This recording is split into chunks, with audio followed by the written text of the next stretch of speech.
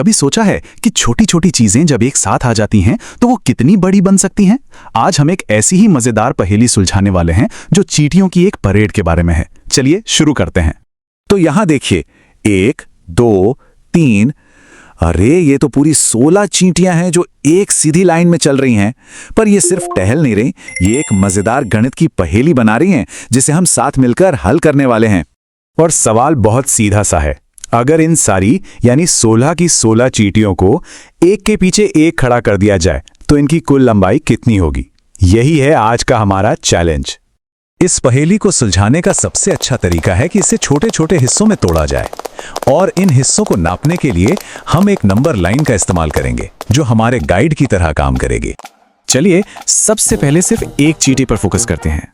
अगर हम जूम करके देखें तो हमें पता चलता है कि इसकी लंबाई ठीक 1/4 सेंटीमीटर है। बस यही छोटी सी जानकारी हमारी पूरी कैलकुलेशन का बेस बनने वाली है। तो चीजों को और आसान बनाने के लिए चलिए मान लेते हैं कि हर चींटी की लंबाई 1 कदम के बराबर है। इसका मतलब हमारा हर एक कदम ठीक 1/4 सेंटीमीटर का है। अच्छा, तो अब हमें एक कदम का साइज तो पता चल गया है, तो क्यों ना एक एक करके इन कदमों को जोड़ते जाएं और देखें कि ये पूरी परेड आखिर कितनी लंबी होती है। पहली चींटी अपनी जगह पर है, तो अभी तक हमारी दूरी है 1/4 सेंटीमीटर। ये तो हुई हमारी शुरुआत।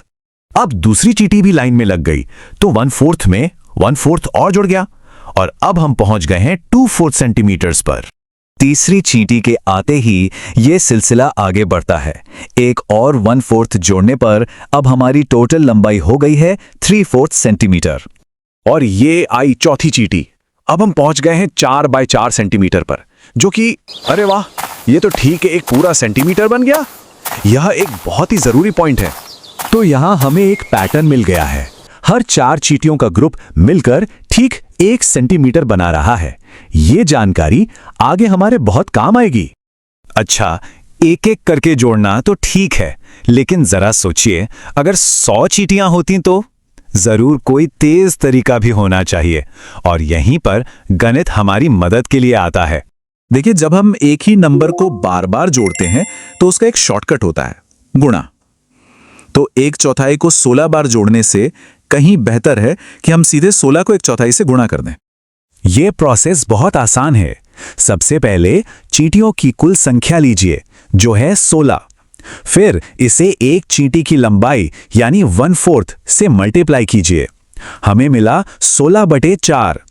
अब बस इसे सॉल्व करना बाकी है, और 16 को जब 4 से भाग देते हैं तो हमें मिलता है 4। तो हमारा फाइनल जवाब है 4 सेंटीमीटर। देखा कितना आसान था ये। तो लीजिए, हमारी कैलकुलेशन पूरी हो गई। इन 16 चींटियों की परेड की कुल लंबाई ठीक 4 सेंटीमीटर है। तो हमने सिर्फ एक गणित की समस्या नहीं सुलझाई है, बल्कि सोचने का एक तरीका सीखा है। चलिए समझते हैं कि इस तरह से सोचने से हमें क्या फायदा होता है।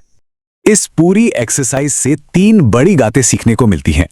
पहली, किसी भी प्रॉब्लम की तस्वीर दिमाग में बनाने से यानी उसे विजुअलाइज करने से वो आसान हो जाती है। दूसरी, नंबर लाइन जैसे टूल्स मुश्किल लगने वाले फ्रैक्शंस को भी समझने लायक बना देते हैं। और तीसरी, गुणा यानी मल्टीप्लिकेशन बार बार जोड़ने के झंझट से बचाने वाला एक सुपर हीरो है। और अब जाते जाते एक छोटा सा सवाल।